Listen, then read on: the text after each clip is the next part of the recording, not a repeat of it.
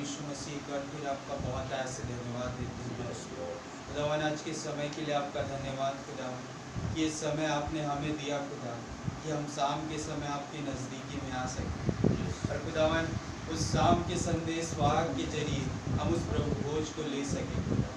प्रभु इसके लिए मैं आपका धन्यवाद देता हूँ क्योंकि खुदावन कैसे आपने सवेरे हमसे बात करी खुदा और आपने उस याकूब के खुदावन उस दर्शन को हमारे बीच में लाकर खड़ा कर दिया और कैसे भाई बता रहे थे कि वो याकूब का दर्शन आज के दिनों की उस प्रेजेंट को दर्शाता है जो अन्य जातियों के बीच में हो रही है। प्रभु मैं आपका धन्यवाद देता हूँ। खुदावन एक समय था कि याकूब भाग रहा था, वो इधर उधर भाग रहा था, लेकिन एक समय आया खुदावन शायद आपने उसके मन को बदल दिया होगा, शायद कुछ ऐसा उसके अंदर किया होगा खुदा कि अंदर से उसको ऐसा लगा कि मैं अब वापस जाऊंगा, मैं उस वचन की ओर मुड़ूंगा। और खुदावन वो अकेला नहीं अपने लोगों को भी साथ लेकर जा रहा है खुदा। और प्रभु एक समय आया कि उसने अपने आप को अकेला किया खुदा और अब अपने आप को जैसे ही उसने अकेला किया खुदावन आप वहाँ पर उतर आए प्रभु। और प्रभु जब आप उतर आए खुदावन प्रभु आप ऐसे ही नहीं उतर आए खुदावन, आपने उसकी माँ से कुछ वायदे किए थे, आपने बताया था पहले से खुदावन कि तेरा बेटा जो छुटका है वो आशीष का कारण होगा। प्रभु जी आप उस आशीष को देने के लिए खुदावन आप उतर आए थे खुदा। मैं आपका धन्यवाद देता हूँ क्योंकि एक पहलौठे का अधिकार उसके पास आ चुका था, एक पिताजी के द्वारा उसे वो आशीष मिल चुकी थी, यानी केवल आपका आना जरूरी था खुदावन कि उसका नाम चेंज हो सके खुदावन, एक राजकुमार बन सके खुदा। प्रभु मैं इसके लिए आपका धन्यवाद देता हूँ कि प्रभु जी आज अंत के दिनों में आप आए खुदा और आप हमें वो राजकुमार राजकुमारी खुदा आप हमें बनाने आए। लॉर्ड मैं आपका धन्यवाद देता हूँ कि हम उस ब्लड के नीचे आ रहे हैं। कैसे आपने बताया खुदावन कि याकूब के उस जांग में खुदावन आपने हाथ रखा और हाथ रख के आपने कसम ली खुदा। प्रभु जी ये वो समय था खुदावन वहाँ पर कुछ जीन्स थे जिनको वो आशीष मिलनी थी। कैसे भाई बता रहे थे कि जब वो यूसुफ के पास वो याकूब गया तो उसने अपनी जांग पर हाथ रखवाया, यानी कि वो अब यूसुफ में ट्रांसफ़र हो रहा था। लॉर्ड प्रभु मैं आपका धन्यवाद देता हूँ कि अब समय आ गया कि जो वो बच्चों से लेकर के वो हर एक पीढ़ी में वो ट्रांसफ़र होता जा रहा था खुदा। और आज इस अंत के दिनों में हमारे पास आया उस ब्लड के जरिए। लॉर्ड मैं आपका धन्यवाद देता हूँ। आज खुदावन आज हमारे पास भी खुदावन वही खुदा है, वही एकमात्र खुदा जो उस समय याकूब का था। प्रभु मैं आपका धन्यवाद देता हूँ। आज हम तीन खुदाओं को नहीं मानते, आज हम भी उसी एक खुदा को मानते खुदावन, जो आज के दिन भी वो 1,44,000 एक खुदा को मानते हैं। हम भी वही आत्मिक इजरायली हैं जो हम यहाँ पर भी एक खुदा को मानने वाले लोग हैं। लॉर्ड मैं आपका धन्यवाद देता हूँ। कैसे आपने एक नया प्रभु भोज खुदावन यानी एक नई सेवकाई हमारे बीच में लाई खुदा। खुदावन रोटी तोड़ने का तरीका वही है खुदावन, आपका लहू पिलाने का तरीका वही है, लेकिन सेवकाई चेंज हो गई प्रभु। यानी कि एक व्यवस्था से आप एक अनुग्रह में लेके आ गए प्रभु। अनुग्रह और कोई नहीं था, वो याकूब था खुदावन। मैं इसके लिए आपका धन्यवाद देता हूँ। एक सिद्धता विश्वास, एक सिद्धता जो यूसुफ है और एक याकूब है जो अनुग्रह है खुदावन, जो मुलाकात कर रहे हैं। प्रभु मैं आपका धन्यवाद देता हूँ कि अब इस अनुग्रह में होते हुए हम उस सिद्धता की ओर आगे बढ़ रहे हैं प्रभु। आज हमारी परिस्थितियाँ कैसे भी हो, लेकिन आपने हमारी परिस्थितियों को देखकर हमसे व्यवहार नहीं कर रहे प्रभु जी। हम पापी ही थे तभी आपने हमें चुना और खुदावन हमें पापियों से धर्मी बनाया और खुदावन धर्मी बनाकर एक चर्च में खड़ा किया खुदावन। एक जगह पर एक स्थान पर आपने हम लोगों को खड़ा किया लॉर्ड कि तुम जाओ और जाकर बताओ कि मैं जीवित खुदा तुम्हारे साथ मौजूद हूँ और मैं तुम्हारे जरिए काम करना चाहता हूँ। प्रभु मैं आपका धन्यवाद कि आप आए हैं खुदावन। तो प्रभु अनुग्रह बहुत ऐसे हमारे बीच में बरपा जिसे लेकर के हम उस सिद्धता की ओर आगे बढ़ सकें, हम भी उसी विश्वास में आ सकें खुदावन जो यूसुफ आ रहा था खुदा। और यूसुफ को हड्डियों को देखकर उसके बच्चे आ रहे थे खुदा। प्रभु तो आज हमारी बारी है कि हम इस वचन को देखकर हमारे अंदर वो इंकरेजमेंट आ सके। खुदावन एक देह का बदलने वाला वो स्वभाव आ सके जो हमारे पिता के पास था। खुदावन वो सारी चीज़ें आ सके खुदावन जो उस समय उन इजरायलियों के पास आ रही थी। जब वो खुदावन जब उन्हें कोड़े लग रहे थे, उन्हें मारा पीटा जा रहा था, लेकिन जब यूसुफ की हड्डियों के पास आ रहे थे तो खुदावन उनके हर एक दर्द खत्म हो जा रहे थे, क्योंकि यूसुफ वो सिद्धता थे। प्रभु जी आज जब हम आपके वचन के तले आते हैं खुदा, उस चुने हुए आराधना के स्थान में आते हैं प्रभु यीशु मसीह, तो खुदावन हमारे सारे दर्द खत्म हो जाएगा। हम देख सके कि हमारे सामने बैठा कौन है और हम उनके साथ क्या फेलोशिप करना चाहते हैं। प्रभु जी आप आए और हमसे बातचीत करें। खुदावन मैं आपका बहुत धन्यवाद देता हूँ कि आप खुदावन शाम के समय आए खुदा, तो आप हमसे बात करें, हम में से हर एक के साथ होए खुदावन। हाँ प्रभु, हर एक बातों में आपका धन्यवाद देता हूँ। भाई प्रेम मसीह भाई को मैं आपके हाथों में सौंपता हूँ खुदावन। जब वो बीमारी अवस्था में है खुदा, तो आप उन्हें उस बीमारी अवस्था से छुटकारा दे खुदा, क्योंकि खुदावन चर्च में कोई भी बीमार अगर आता है तो जब वो वचन सुनता है तो वो बीमारी से आज़ाद हो जाता है। खुदावन ये हमारे बीच में गवाहियाँ हैं लॉर्ड, तो प्रभु उन गवाहियों को एक बार फिर से रिस्टोर करें खुदा, कि वो भाई भी गवाही दे सके कि मैं चर्च गया और मेरी बीमारी ठीक हो गई। मैं मानता हूँ कि शैतान उन्हीं लोगों को टोचन करता है खुदावन जो आपके लिए बढ़ना चाहते हैं, उन्हीं लोगों को खुदावन उस जगह पर लाकर खड़ा करता है कि तुम चर्च मत जाओ प्रभु, लेकिन आप अपने बच्चों को सामर्थ देते हैं, क्योंकि आप जहाँ पर शैतान होता है वहीं पर आप मेज लगा देते हैं। इसके लिए मैं आपका बहुत धन्यवाद। खुदावन आप आए और हमारे साथ बातचीत, आप अपने दास को तैयार करें खुदावन, कि वो शाम की प्रभु भोज जब आप दें खुदावन, तो हम उसे उस रीति से ग्रहण कर पाए जैसे उन 11 चेलों ने ग्रहण किया, जैसे वो पौलुस के सभा में ग्रहण कर रहे हैं, जैसे वो उस नाव में ग्रहण कर रहे हैं खुदावन। प्रभु हम वैसे ही ग्रहण करने का मैं मानता हूँ, हम वो विश्वासी बनता है। हर एक बातों में धन्यवाद है। मैं इस प्रार्थना विनती प्रभु यीशु मसीह के नाम से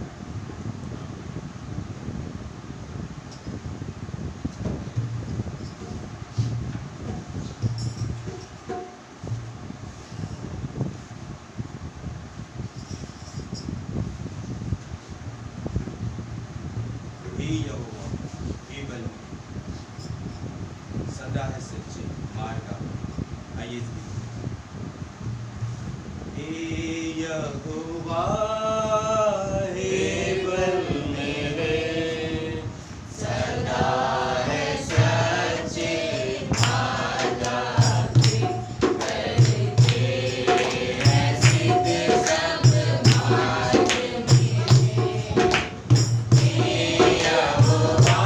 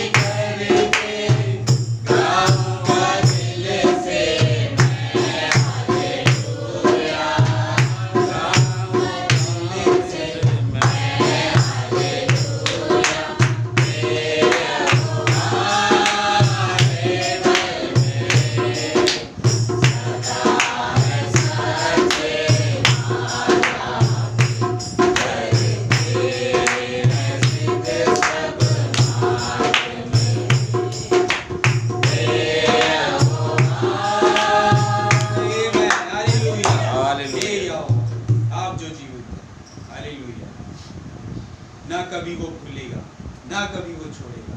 यीशु मसीह है वफादार, यीशु मसीह है वफादार। आइए सीखो। ना कभी वो छोड़ेगा, ना कभी वो छोड़ेगा, ना कभी वो भूलेगा, ना कभी वो छोड़ेगा। यीशु मसीह है वफादार, यीशु मसीह है वफादार, यीशु मसीह है वफादार, यीशु मसीह है वफादार। ना कभी वो भूलेगा, ना कभी वो छोड़ेगा, ना कभी वो भूलेगा, ना कभी वो छोड़ेगा। यीशु मसीह है वफादार, यीशु मसीह है वफादार, यीशु मसीह है वफादार, यीशु मसीह है वफादार। बच्चे तो भूल जाए मारे, दुर्गत बच्चे को भूल जाए मारे, तरस ना खाए वो रहम के बेटे पर, तरस ना खाए वो रहम के बेटे पर। अपने हाथों में खोदी एक सूरत तेरी, अपने हाथों में खोदी एक सूरत तेरी। करे ना तेरा इनकार, करे ना तेरा इनकार, करे ना तेरा इनकार, करे ना तेरा इनकार। ना कभी वो भूलेगा, ना कभी वो छोड़ेगा, ना कभी वो भूलेगा, ना कभी वो छोड़ेगा। यीशु मसीह है वफादार, यीशु मसीह है वफादार, यीशु मसीह है वफादार, यीशु मसीह है वफादार। हर रोज हमारे वो बोझ उठाता, हर रोज हमारे वो बोझ उठाता। भूखा की मालिक मुझको बरोबर उठाता, भूखा की मालिक मुझको बरोबर उठाता। मन्ना स्वर्ग दिलाता, हमें हयात दिलाता, मन्ना स्वर्ग दिलाता, हमें हयात दिलाता। करता है बेहद प्यार, करता है बेहद प्यार, करता है बेहद प्यार, करता है बेहद प्यार। ना कभी वो भूलेगा, ना कभी वो छोड़ेगा, ना कभी वो भूलेगा, ना कभी वो छोड़ेगा। यीशु मसीह है वफादार, यीशु मसीह है वफादार, यीशु मसीह है वफादार, यीशु मसीह है वफादार। अंधकार की दुनिया में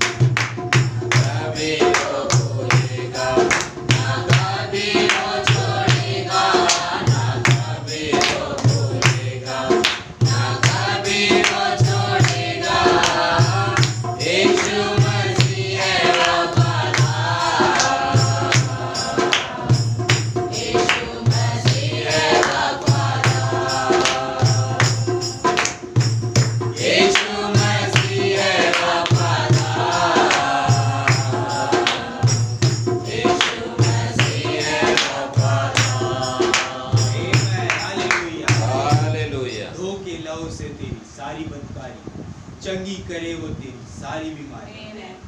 जब हम चर्च के अंदर आते हैं मेरे भाई बहन, जब एक भाई, एक पास्टर यहाँ पर, एक दास प्रभु का पुलपिट पर खड़ा होकर प्रचार करता है, ये वो समय है कि प्रभु यीशु मसीह अपने बच्चों को अपने लहू से धो रहा है।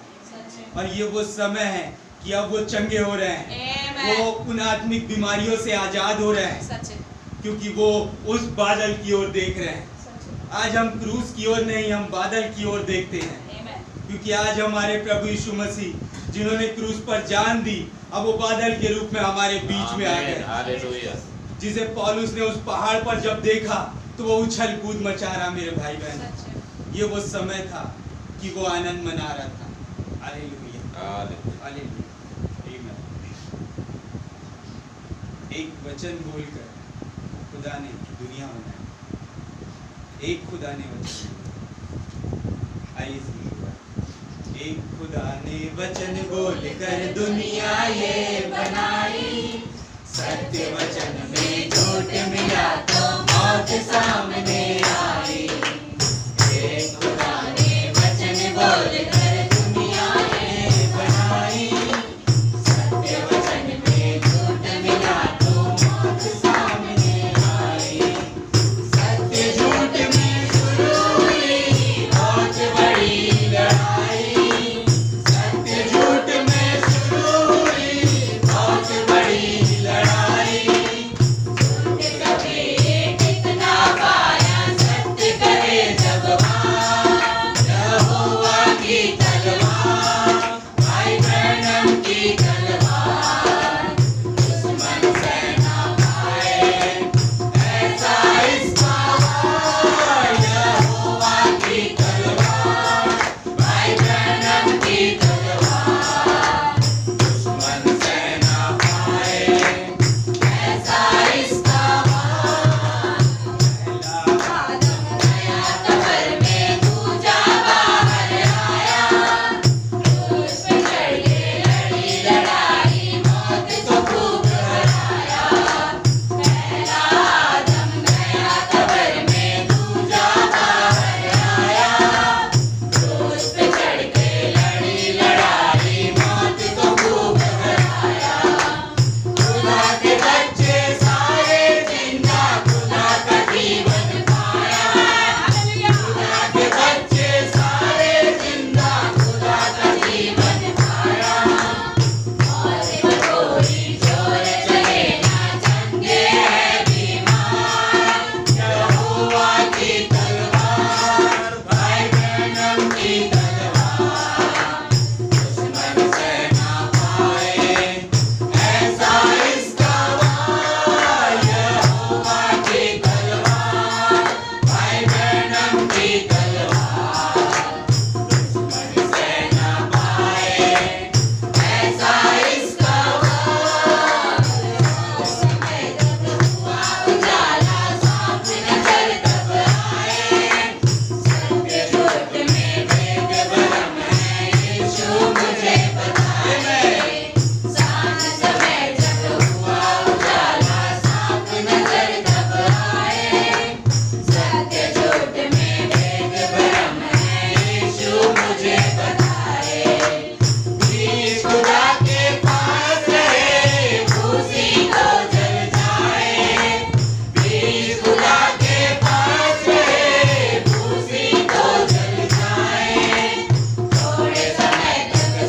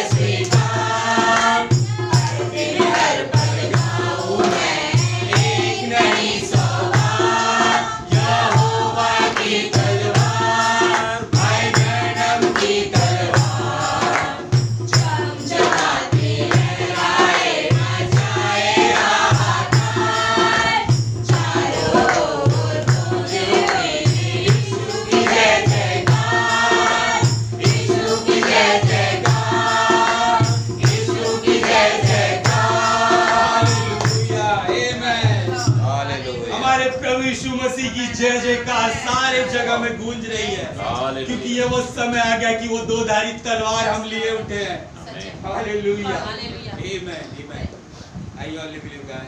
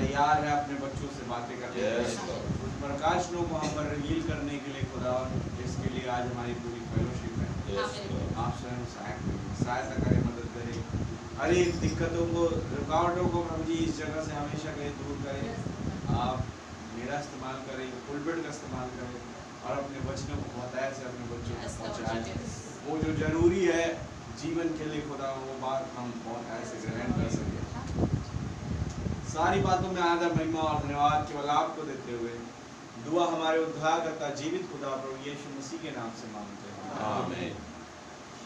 तो बड़ा धन्यवाद हो। आइए हम अपनी बारी निकालें।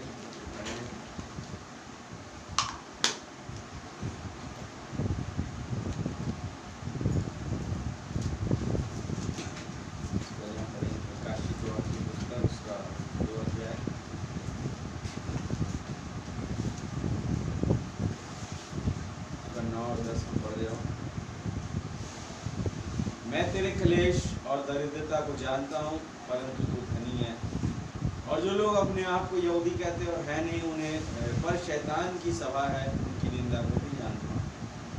जो दुख तुझको झेलने होंगे उनसे मत डरो, तो देखो शैतान तुम में से तुझको जेल खाने में डालने पर है ताकि तुम परखे जाओ, और तुम्हें 10 दिन तक कलेश उठाना होगा।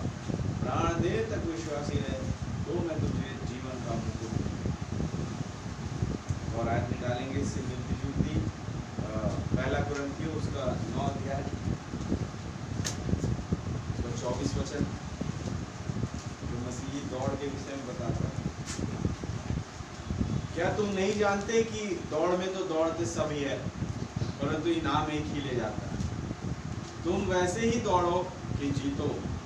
हर एक पहलवान सब प्रकार का संयम करता है।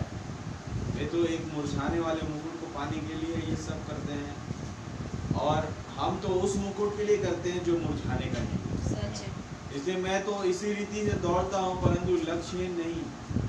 मैं भी इसी रीति से मुक्कों से लड़ता हूँ परंतु उसके समान नहीं जो हवा में दबा लड़ता है, पर तुम अपनी देह को मारता कूदता और वश में लाता हूँ ऐसा ना हो कि औरों को प्रचार करके मैं आप ही किसी रीति से निकम्मा ठहरा।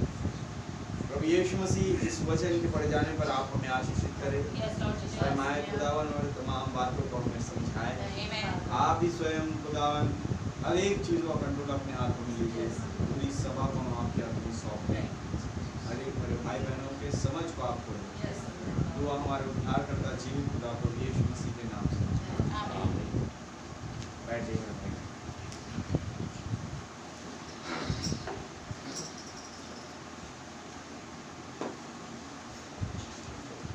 पानी की बोतल है।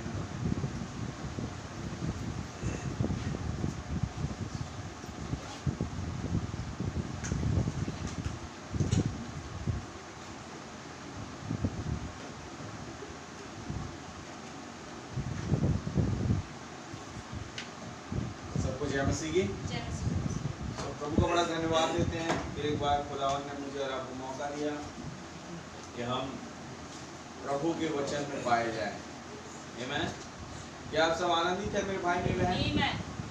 तो धन्यवाद देते हैं कि कैसे प्रभु हमारे जीवनों में काम कर रहा है उस चीज़ की। तो देखिए, एक आम आदमी या इवन कोई भी व्यक्ति जो इस संसार में आया है, प्रतिस्पर्धा उसके लिए एक बहुत बड़ी चीज़ होती है, एक कंपटीशन। और हर एक जन उस कंपटीशन से जुड़ा हुआ है। हालेलुया। क्या है वचन के साथ कि हर एक व्यक्ति जो है वो प्रतिस्पर्धा से जुड़ा हुआ है। और प्रतिस्पर्धा ये इस बात की कि मैं अव्वल आना चाहता हूं। सही बात है। कोई शैतान के कार्यों में जो है जुड़ा हुआ है, कोई खुदा के कार्यों में जुड़ा हुआ है, कोई उन कामों को कर रहा है जिसमें अव्वल आना चाहता है, जबकि है वो शैतान के काम। हालेलुया। और कोई उन कामों को कर रहा है जो खुदा के काम है और उसमें अव्वल आना चाहता है, जिसके लिए उसके पास एक इनाम दिया जाए। संसार में प्रतिस्पर्धा जो होती है उसका एक ही लक्ष्य होता है कि जब ये जीते तो उसे इनाम दिया जाए। जैसे आज प्रतिस्पर्धा की बात चली तो ओलंपिक खेलों का सीजन चल रहा है और आप सब जानते हैं अभी अभी हाल ही में ओलंपिक खत्म हुआ और वहाँ पर जो सबसे अच्छी जो अपनी काबिलियत पेश कर पाया उसे जो है मेडल मिला, इनाम मिला। हालेलुया। ऐसे ही पहले भी होता था और आज भी हो रहा है और हमेशा होता ही रहेगा। जो कोई प्रतिस्पर्धा में अव्वल आएगा उसे इनाम दिया जाएगा।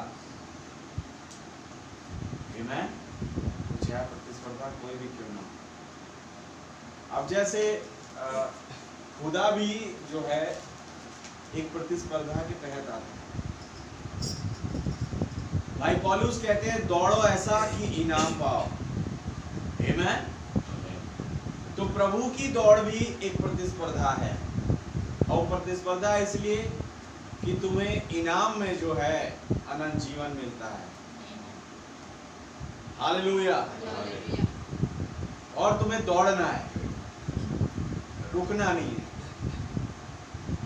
जब आप दौड़ते हैं और यदि थक रहे हैं तो कई गवाह हैं जो आपका सपोर्ट करने के लिए। हालेलुया। रुकना नहीं, मैंने कहा इसलिए कह रहे हैं क्योंकि समय ऐसा आता है मेरे भाई मेरी बहन जब लगता है कि अब रुक जाते हैं, छोड़ देते हैं सब प्रतिस्पर्धा और कंपटीशन सब छोड़ देते हैं। अब क्या करें, घर में बैठे रहो चुपचाप, उन चीज़ों पर सोचते रहो जो कोई काम नहीं। हालेलुया। जैसे आज जैसे मैं अगर एक उदाहरण रखूं हमारे भारत देश का ही, तो देखा जाए कि बेरोजगारी जो है बड़ी ऊंचाई पर है। सही बात है। हाँ, वास्तव में जो है लोगों को नौकरियां नहीं मिल रही है, लेकिन कईयों को जो मिल रही है वो खुद करना भी नहीं चाहते। कुछ ऐसे भी लोग हैं हाँ, दे रहे हैं बेरोजगारी को। हालेलुया। कईयों को मिल रही है नौकरियां, लेकिन वो काम नहीं करना चाहते और घर में बैठे बैठे रोटी खोलना चाहते हैं, तो उसे कहते हैं आलसी आदमी। वो बेरोजगारी से उसको कोई मतलब नहीं है। सच है मेरे भाई मेरी बहन, उसे मतलब है बस रोटी तोड़ने से फ्री की। तो इसलिए कहते हैं काम जो है सबका परम कर्तव्य है। जो काम नहीं करता उसे रोटी खाने का हक भी नहीं है। सही बात है। बाइबल बता रही जो परिश्रम नहीं करता उसे रोटी खाने का भी हक नहीं है। लेकिन जो मजदूर है, मजदूरी करता है, उसे मजदूरी देना दान नहीं परंतु हक समझा जाता है। हालेलुया। और एक सच्चा विश्वासी वो इसी तरीके से प्रभु के नाम में जो है 11वीं घड़ी के मजदूर के तहत आता है। हालेलुया। जो परिश्रम करने में थकता नहीं है। आमीन। जो परिश्रम से बेचैन नहीं होता। क्यों? उसे मालूम है अगर मैं परिश्रम करना छोड़ दूं तो मैं उस लक्ष्य को नहीं प्राप्त कर पाऊंगा जिसके लिए मैं दौड़ा जाता हूं। वो उस पर फोकस है।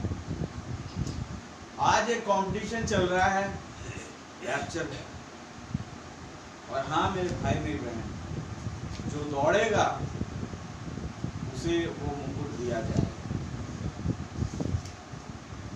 हालेलुया। मैं आपको बता रहा था ना कि देखिए ऐसी कलीसिया बेदार नहीं होती जो हमेशा से बर्बाद पड़ी है।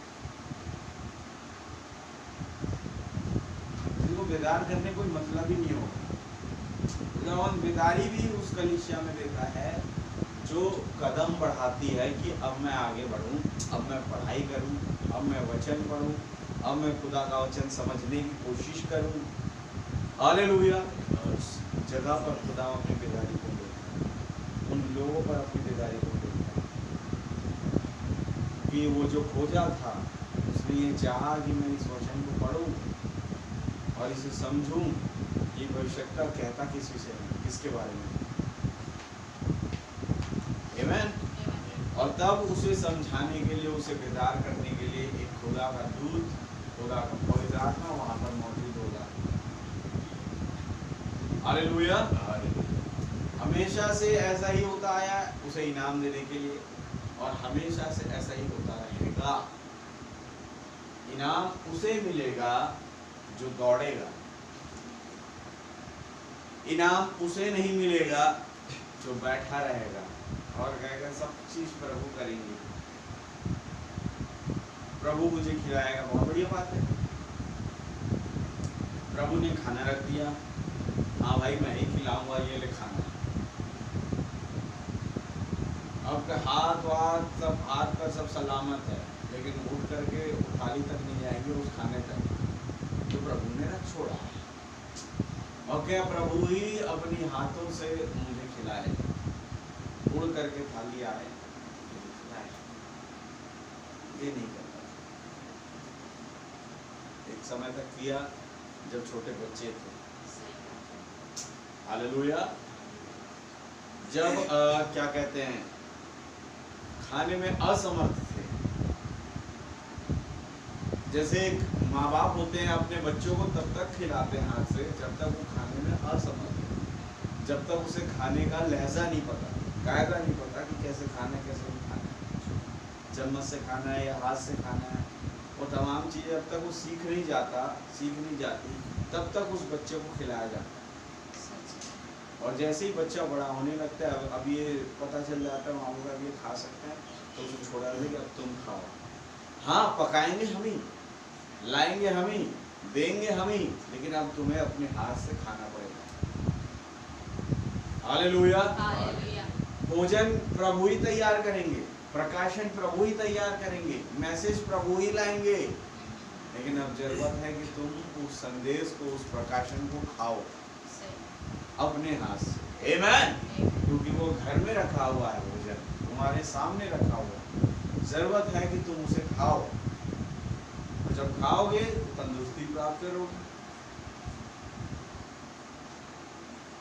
हालेलुया। इसलिए प्रभु कहता है कि बेटा मैं सब कुछ तुझे दूंगा, मैं तुझे गाड़ी दूंगा, लेकिन चलाना तो तेरे को पड़ेगा। आमीन। मैं तुझे खाना दूंगा, लेकिन खाना तो तेरे को पड़ेगा। हालेलुया। कुछ तो करना ही पड़ेगा तेरे को, ऐसा नहीं चलेगा भाई। जो मसीह के नाम से शहीद हुए उनसे पूछिए क्या कुछ किया उन्होंने, जिन्होंने ना दिन देखा ना रात, वो केवल खड़े रहे मसीह के नाम से। हालेलुया। और कहते थे कि हमें तो भाई एक ही चीज से मतलब है, और वो क्या है? उस मुकुट से, जो अनंत जीवन का मुकुट हमारे लिए रखा हुआ है। उसकी चाहे हमें जान भी देनी पड़े, हम तैयार हैं। हालेलुया। आइए इस बैकग्राउंड पर थोड़ा सा हम आगे बढ़े, ताकि हम समझ पाए कि क्या बात हो रही है यहाँ पर।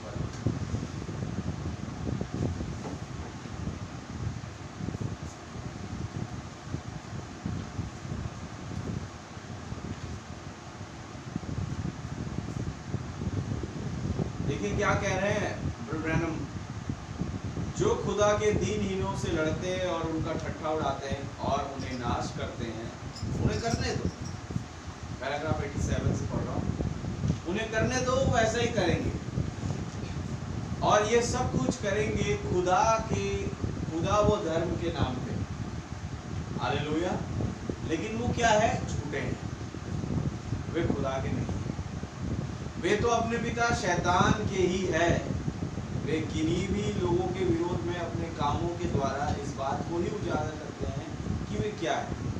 मैंने कहा ना, कुछ लोग इस दौड़ में दौड़ रहे हैं कि उन्हें लग रहा है कि हम भी इनाम पाएंगे दौड़ के, लेकिन वो शैतान के कामों को कर रहे हैं।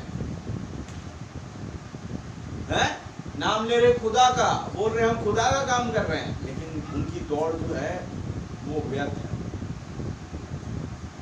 उन्हें इनाम में एक ही चीज मिलेगी, और वो है आपकी जीत। सच बात है, क्योंकि वो शैतान के हैं कह रहे हैं।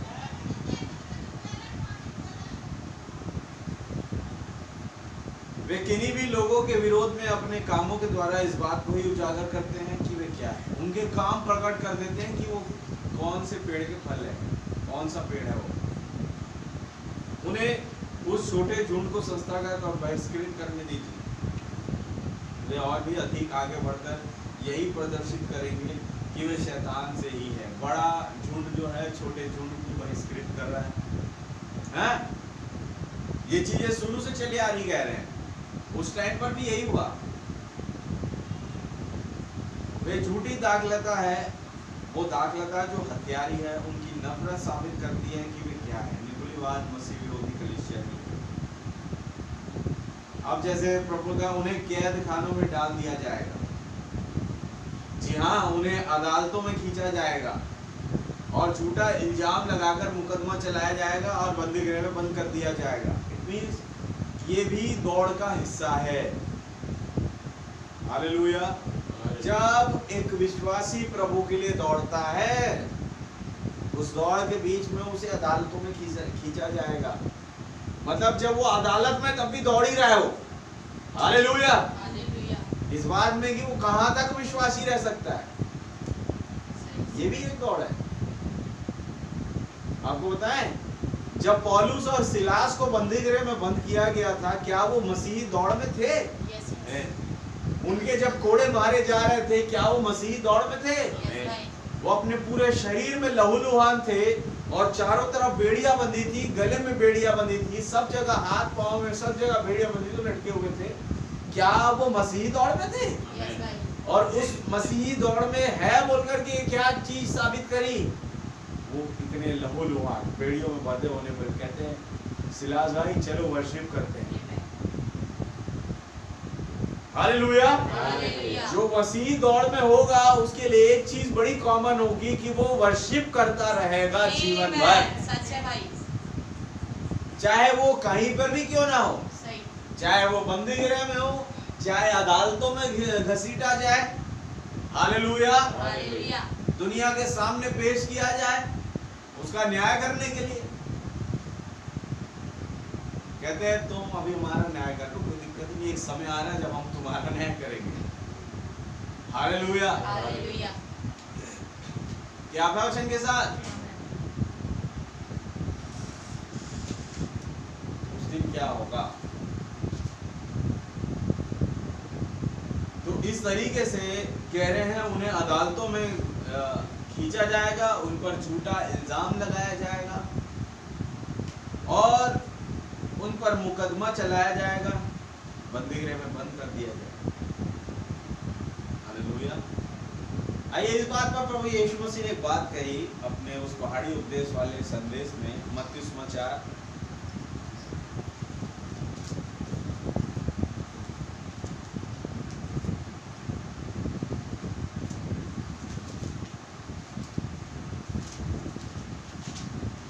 5 अध्याय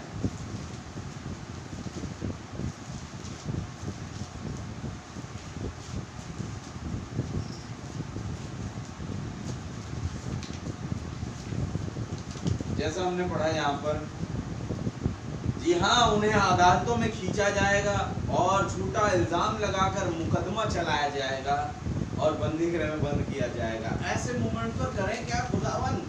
तब प्रभु ने पहले ही बता दिया। 5 अध्याय उसका पढ़िए 11 वचन। धन्य हो तुम जब इवन 10 से पढ़िए। धन्य है वे जो धार्मिकता के कारण सताए जाते हैं। धन्य है वे जो धार्मिकता के कारण सताए जाते हैं। कौन सी धार्मिकता? वो मसीहत की धार्मिकता, उसके नाम पे। हालेलुया। ये बोले भाई दुनिया इधर की उधर हो जाए लेकिन हम मसीह के नाम से हटने वाले नहीं है। सच है। हालेलुया। क्या प्रवचन के साथ? और धन्य है वे जो धार्मिकता के कारण सताए जाते हैं, और क्योंकि स्वर्ग का राज्य उन्हीं का है। क्योंकि स्वर्ग का राज्य उन्हीं का है। एक रिवॉर्ड उन्हें मिलने जा रहा है। आमीन। हालेलुया।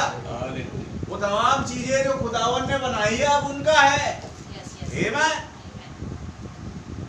आमीन। धन्य हो तुम धन्य हो तुम जब मनुष्य मेरे कारण तुम्हारी निंदा जब करे। मनुष्य मेरे कारण तुम्हारी निंदा करे, तुम्हें कोर्ट कचहरी में घसीटे, हाँ, और सताएं और झूठ बोल बोल कर तुम्हें झूठा इल्जाम लगाकर फंसाए, झूठ बोल कर तुम्हारे विरोध में सब प्रकार की बुरी बात कहे। बोले इस टाइम पर क्या करे खुदावन? 12 वचन। तब आनंदित और मगन होना, तब आनंदित और मगन होना, क्योंकि तुम्हारे लिए स्वर्ग में बड़ा फल है। क्योंकि तुम्हारे लिए स्वर्ग में एक बहुत बड़ा फल है। यस आमीन। इसलिए कि उन्होंने उन भविष्यवक्ताओं को जो तुमसे पहले थे इसी नीति से सताया। हाँ बिल्कुल, उन्होंने उन भविष्यवक्ताओं को भी जो तुमसे पहले आए इसी रीति से बताया था। क्या आप वचन के साथ मेरे भाई आमीन। खुदावन कह रहे हैं, जब ये चीज तुम्हारे साथ घटे तब आनंदित और मगन हो। हालेलुया। हालेलुया। ये बहुत बड़ा प्रतिफल आप हमें देने जा रहे हैं खुदावन। संसार में क्या है मेरे भाई में, आज है कल नहीं है, लेकिन जिस नाम में आप खड़े हैं ना, वो नाम हमेशा का है। हालेलुया। वो है मसीह का नाम। आमीन। हालेलुया। बोले उस नाम के लिए अगर जान भी देनी पड़े तो हम तैयार हैं। कह रहे हमें संसार और उसमें की वस्तुओं से आकर्षित नहीं होना है, क्योंकि बाइबल बताती संसार और संसार में की वस्तुओं में खुदा का प्यार नहीं है। सच है। हालेलुया। हालेलुया। जैसे कभी बीमार पड़ गए, बहुत परेशानी में, दुख तकलीफ में, और बगल में देख रहे हैं एक परिवार ऐसा है जिसे कोई दिक्कत नहीं है। बीमार कौन पड़ रहा है, परेशानी में कौन पड़ रहा है? वो जो विश्वास में है, और बगल में उनके एक और ऐसा परिवार रह रहा है जो कोई दिक्कत नहीं आए, लेकिन उसका काम जो है फलता फूलता जा रहा है। उनके घरों में जो है नई नई चीज़ें आ रही हैं, वो क्या कह रहे हैं, वर्ल्ड टूर कर रहे हैं, तमाम चीज़ें हो रही है, वो कर रहे हैं, वो कर रहे हैं, खुश है। मतलब देख के अरे यार काश मैं भी इस जैसा होता, काश मैं भी इस जैसी होती हैं। बड़ी आकर्षित करती है चीजें। लेकिन धन्यवाद हो प्रभु का कि खुदावन ने मुझे और मेरे और आपके लिए इससे बड़ा कुछ रखा। हालेलुया। वो तो एक पृथ्वी का भी चक्कर नहीं लगा सकते, लेकिन खुदावन मुझे और आप पूरी गैलेक्सीज में घुमाएगा, पूरे ब्रह्मांड का चक्कर लगवाएगा। हालेलुया। बेटा कहाँ जाना चाहते हो? आप जरा क्षण के साथ अभी कई दिनों से खबर आ रही साइंटिस्टों के द्वारा ये एक और दूसरी पृथ्वी को खोजा गया है जहाँ पर हो सकता है जीवन है। सही बात है। इस तरीके से कयास लगाए जा रहे हैं कि मानव जाति का उदय वहाँ पर हम कर सकते हैं, लेकिन उस तक पहुँचना जो है आसान बात नहीं। पता नहीं ये साइंस वहाँ तक पहुँच पाए या नहीं पहुँच पाए, पहुँच भी जाए, लेकिन ऐसे कई पृथ्वीज हैं जहाँ पर खुदावन मुझे और आपको पहुँचवाएगा। कोई नहीं पहुँच सकता।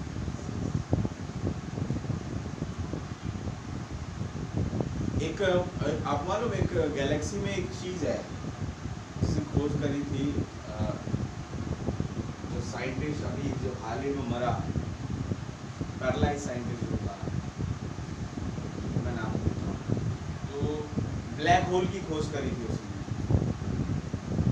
और ब्लैक होल होता क्या है पता है? ब्लैक होल में जो टाइम जो है वो बहुत धीमा भागता है। यानी अगर कोई ब्लैक होल में घुस गया, समझ रहे हो, ब्लैक होल में घुस करके अगर वो किसी जगह पर पहुंचने के लिए कोशिश करेगा, उस समय पर ग्रेविटी जो है एकदम, वैसे तो ग्रेविटी पृथ्वी में ही है, पृथ्वी तो बाहर खत्म हो जाती है, लेकिन वहाँ पर जो टाइम एलिमेंट है वो बड़ा धीमा हो जाता है। यानी अगर आप उस जगह पर कहते 1 घंटा भी बिताएंगे, वो पृथ्वी पर 21-22 साल बीत जाता है। हालेलुया। और उस टाइम पर पहुंच के आप भविष्य में और क्या कहते हैं बैकयार्ड में भी जा सकते हैं। इस तरीके से उसने खोज करी, लेकिन वहां तक पहुंचना कोई मामूली बात नहीं। और कह रहे हैं उसके जरिए हम एक ऐसी दुनिया खोजेंगे जहां पर लोगों को बसाया जा सके, क्योंकि ये पृथ्वी तो खतरे पर है, इतना तो पता पड़ रहा है। पृथ्वी का अस्तित्व जो है खत्म होने वाला है, ऐसा जो है वैज्ञानिक इस चीज का जो अनुमान लगा रहे हैं। सही बात है। और वाकई में मेरे भाई मेरी बहन ये चीज सही है कि पृथ्वी का अस्तित्व खत्म हो रहा है, लेकिन कई मायनों में गलत भी है। अस्तित्व खत्म नहीं होगा। पृथ्वी में खुदावन उसे आग से बपतिस्मा देगा। हालेलुया। उसे एक नया आकाश नई पृथ्वी करेगा। आमीन। अस्तित्व तो रहेगा इसका। तो चाहे जितनी भी वो खोजबीन कर ले, जिस भी किसी दुनिया को वो ढूंढ लें जहां पर कभी जीवन पाया जाता हो, लेकिन मेरे भाई मेरी अनंत जीवन से बढ़कर कोई जीवन नहीं। अगर मानव जाति को बचना है तो केवल एक ही रास्ता है, प्रभु के चरणों में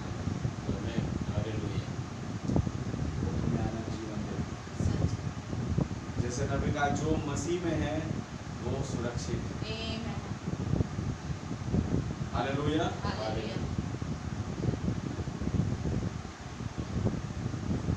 आप वचन के साथ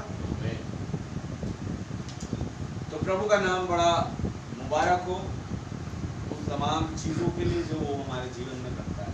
बहुत सारी चीजें हमें फेस करनी पड़ सकती है उस नाम को लेने से। लेकिन कह रहे तब भी आपको जो है उस चीज में अव्वल बनना होगा, दौड़ दौड़नी पड़ेगी, हार नहीं माननी है, क्योंकि अगर आप रुके आपसे आगे कोई और निकल जाए। हालेलुया। आपके पास एक ऐसी चीज खुदावन ने रखी है कि आपको तो जीतना ही है, Amen. आपको जीतने से कोई रोक नहीं सकता। सच है। हालेलुया। हालेलुया। क्योंकि इस दौड़ में आपका एक सहायक भी है, हेल्पर, आपको मदद करने के लिए सच है। खुदावन ने एक परिधान में रखा है। Amen.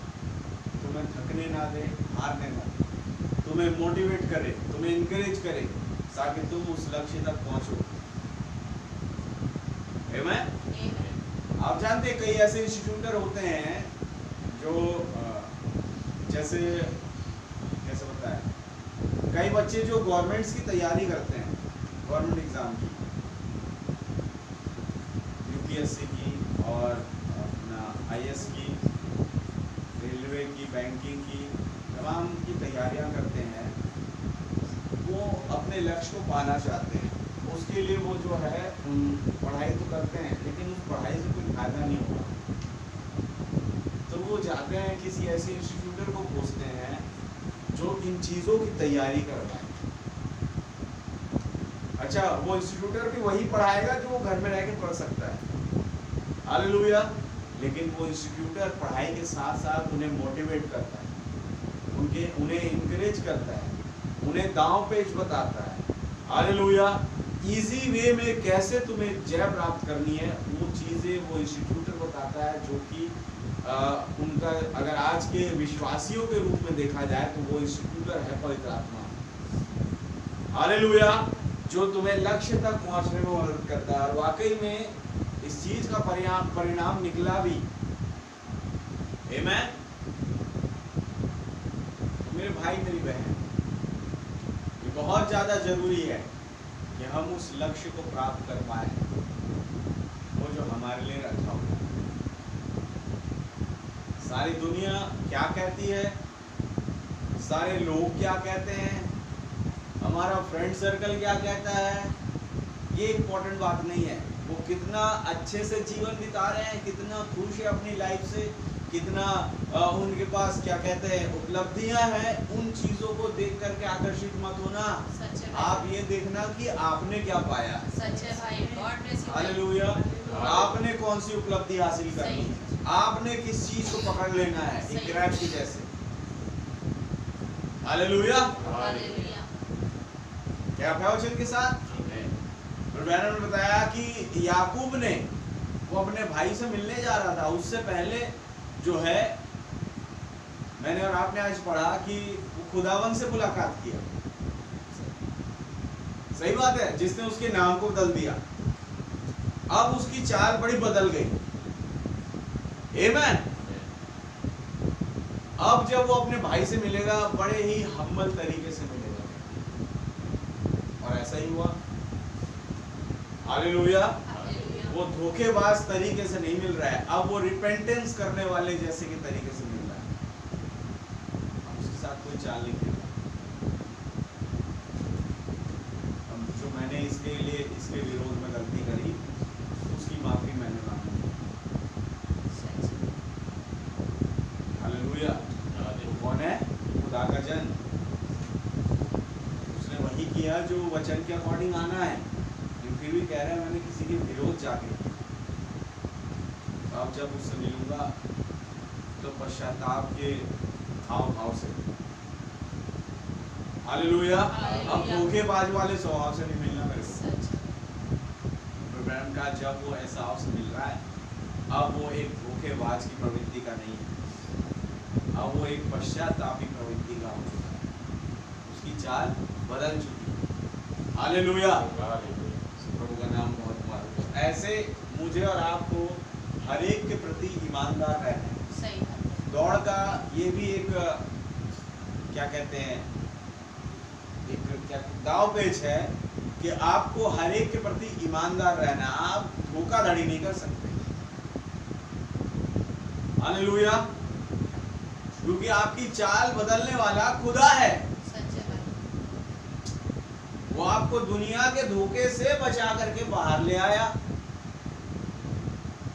और वापस से आप अपने ही लोगों के प्रति धोखेधड़ी के रूप में कार्य करें, तो कहां आप जय प्राप्त करेंगे? हैं? सही बात है। अब तो आपको एक चीज करनी है, और वो है कि प्रभु के वचन और प्रभु के लोगों के लिए ईमानदार बने। ये दौड़ का बहुत बड़ा पार्ट है। हालेलुया। अब देखिए, बात कर रहे हैं कि खुदा के 3 महीनों को उनका ठट्ठा उड़ाया जाएगा, उन्हें कैद खानों में डाल दिया जाएगा। तो ऐसा करेंगे? उन्हें करने दो। सच बात है। जी हाँ, उन्हें अदालतों में खींचा जाएगा और झूठा इल्जाम लगाकर मुकदमा चलाया जाएगा और बंदीगृह में बंद कर दिया जाएगा। और यह भी जाहिर है कि ऐसा धर्म और शिष्टता और नाराज मासूमियत के नाम में किया जाएगा। सब कुछ एक भले उद्देश्य के लिए किया जाएगा। ये बात मुझे याद दिलाती है सर्वोच्च न्यायालय के द्वारा स्कूलों में प्रार्थना व बाइबल पढ़ने के ऊपर न्यायाधीश पारित किए जाने की। कौन है इसके पीछे? शैतान। ये तो बस गुस्से का एक और फूट पड़ना ही है खुदा के विरोध में। अब बात आती कि तुझ पर 10 दिन तक कलेश होगा। 10 दिन तक तुझे कलेश उठाना पड़ेगा, लिखा बात में।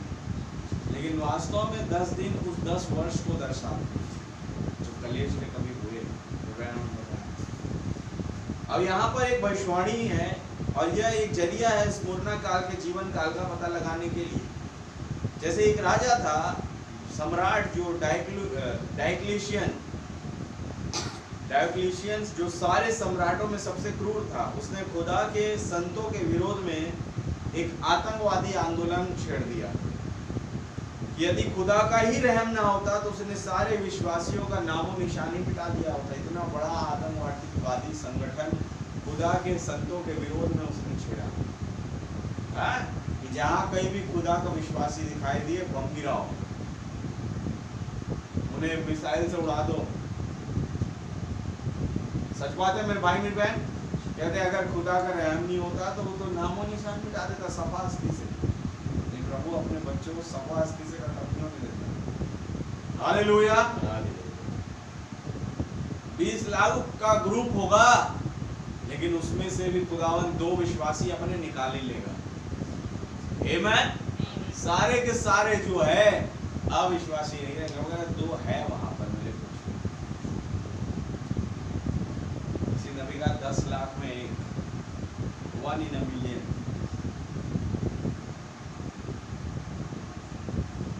वो पूरे इतिहास में सबसे खूनी संहार था और 10 वर्षों तक चला था। जो प्रकाशित 2 का 10 के 10 वर्ष, जहाँ पर लिखा है 10 दिन, और जो चला 302 से लेकर 312 तक। हालेलुया। अब 90 लिखा है प्राण देने तक विश्वासी रहे। वो ये नहीं कह रहा है कि मौत आ जाने के पहले तक विश्वासियों के बने रहे, बल्कि कह रहा है मर जाने तक विश्वासी। हालेलुया। यानी एक बात तो पक्की है कि उन लोगों ने जब प्रचार किया और खुदा के नाम से खड़े रहे, तो उन्हें ये मालूम था कि मौत भी आ सकती है हम पर, क्योंकि प्रभु ने पहले चिता दिया था प्राण देने तक विश्वासी। ऐसा नहीं कि मौत आने से पहले तक विश्वासी है, जैसी मौत आएगी थोड़ा सा विश्वासी वाला अपना जो स्वभाव रिवील कर देना। अगर मौत भी आ जाए तो भी तुम्हें विश्वासी बना रहेगा, तुम्हारे अपने ही खून से छाप लगेगी। हालेलुया। बोले इस तरीके से विश्वासी बने रहना है। मौत भी आ सकती है, कहीं भी जीवन में आई। जैसे स्तुफनुस विश्वासी था, डीकन था खुदा की कलीसिया का, पवित्र आत्मा से परिपूर्ण था, विश्वास में प्रचार कर रहा था। तब लोगों ने उसमें पथराव किया तो मान लेते करे भैया मैं घुटने हो जा रहा हूँ, नतमस्तक हो जा रहा हूँ, मुझे छोड़ दो। कहते मर भी जाऊं तो भी मैं उस विश्वास में बना रहूंगा। इवन मरते मरते भी उसने उन लोगों के लिए प्रार्थना करी जो उस पर पथराव कर रहे थे। वो बाइबल का पहला शहीद है यीशु मसीह के नाम में। आमीन। तो खुदावन पहले ही चेता दे रहा है कि बेटा हो सकता है मौत भी आ जाए तुम पर, लेकिन प्राण देने तक विश्वासी है। हालेलुया। तो मैं तुम्हें जीवन का मुकुट दूंगा, एक रिवार्ड तुम्हारे लिए। जो क्या है, जिससे अंतिपास और पॉलीकार्प जिसके विषय में ब्रदर बता रहे हैं,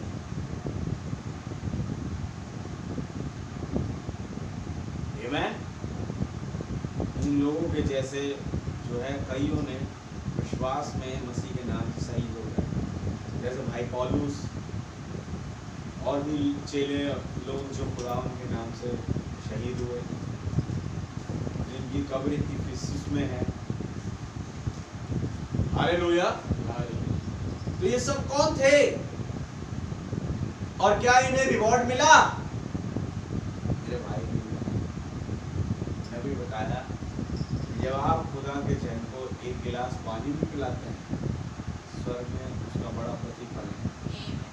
और जो भाई खुदा के नाम पे जान ही दे दे, क्या उसके लिए कोई प्रतिफल नहीं है? बिल्कुल है। हालेलुया। अब खुदा के नाम से जान देने पे एक बात मेरे को याद आ रही है, जैसे लूका 16 में लिखा है, वहां पर दो व्यक्ति थे, एक अमीर व्यक्ति और एक गरीब लाजर। सही बात है। और अगर जीवन देखा जाए तो लोगों की गवाही ये होगी है भाई इसे खुदा ने जो है आशीषों से भरा है। ये भूली जाएगी बात। सही बात। इसने अपने जीवन, अच्छा भारत में होता तो ये कहते पिछले जन्म में इसने कोई बहुत बड़ा पुण्य का काम किया, इसलिए आज इस तरीके से जीवन जीता। अच्छा बगल में लाजर, जरूर पिछले जन्म कुछ किया है कांड, इसलिए आज ऐसा पड़ा हुआ है। ये बात होगी भारत में, अगर लाजर और गरीब वो अमीर धनवान होगा तो, है कि नहीं? ये बात होगी। और वहां पर क्या बात चल रही है, अब वो पिछले जन्म या पुराने जन्म की नहीं मानते हो यहूदी, तो वो कहेंगे इसने कुछ ना कुछ तो ऐसा किया है जिसके वजह से इतनी बड़ी आशीष इसको मिल रही है, उस अमीर व्यक्ति को। अगर ये भी कुछ उल्टे सीधे काम किया अपने जीवन में, जाके इसे खुदा का श्राप मिला है। ये श्रापित है कौन? लाजर। दुनिया की नजर उसको श्रापित तरीके से देख रही है। लेकिन आपको मालूम भाई, मेरी बहन, अब्राहम पिता ने उसकी गवाही दी, उसने अपने जीवन भर अच्छी वस्तुएं नहीं पहनी। अच्छा क्यों नहीं पहनी होगी? बोले ना, क्यों नहीं पहनी? ये अपने जीवन भर दुखी उठाया, क्यों उठाया, किसके नाम पर उठाया, ये मैटर करता है।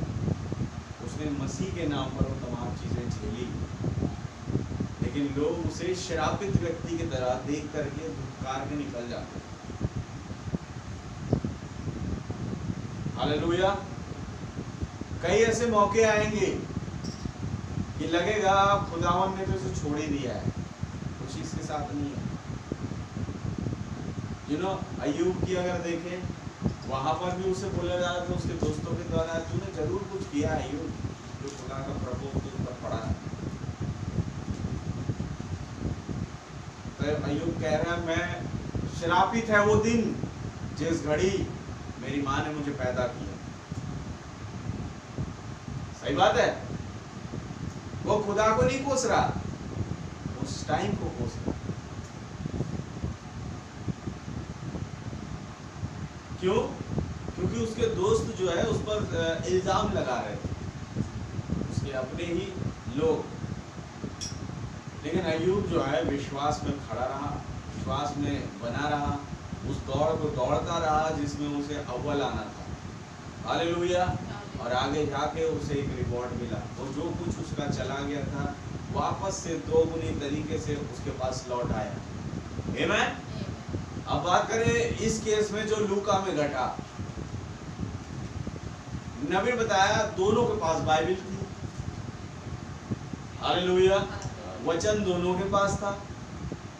क्या उस व्यक्ति के पास भी था? अमीर व्यक्ति के पास, हाँ भाई, उसके सेल्फ में रखी रहती थी बाइबल संदेश, लेकिन उसने अपने जीवन भर केवल जो है पैसा कमाने पर फोकस किया, ना कि अनंत जीवन कमाने पर। अनंत जीवन भी कमाना पड़ता है, हाँ भाई, कैसे मिलता है वो? एक दौड़ दौड़नी पड़ती है। हालेलुया। जीवन के उन तमाम सुख विलास को छोड़ना पड़ता है जिसमें खुदा का प्यार नहीं है। संसार के सुख विलास कि मुझे ये करना है, मुझे वो करना है, मुझे बहुत बड़ा जो है चीजें चाहिए। भाई आशीष बताइए एक बार, भैया आप जो है प्रभु पर फोकस हो जाए। जब आप प्रभु की ओर देखते हैं, प्रभु के नाम से चलते हैं, वो आपको हर एक चीजों को जो आपको नीड है पहले से दे देता है। सही बात। अब दे दिया तो उस पर फोकस मत हो जाए, अभी भी प्रभु पर ही फोकस रहे, केंद्रित प्रभु पर रहे। हालेलुया। क्योंकि अगर वो देना जानता है तो लेना भी जानता है। आपने अगर 2-5 करने की कोशिश करी तो क्या कुछ घट जाएगा, उसके जिम्मेदार खुद आप ही होंगे। आमेन। इसलिए मैंने और आपने ध्यान रखना है कि हम किस कैटेगरी में पाए जाते हैं। कई बारी होगा जब आप एकदम ज्यादा जो है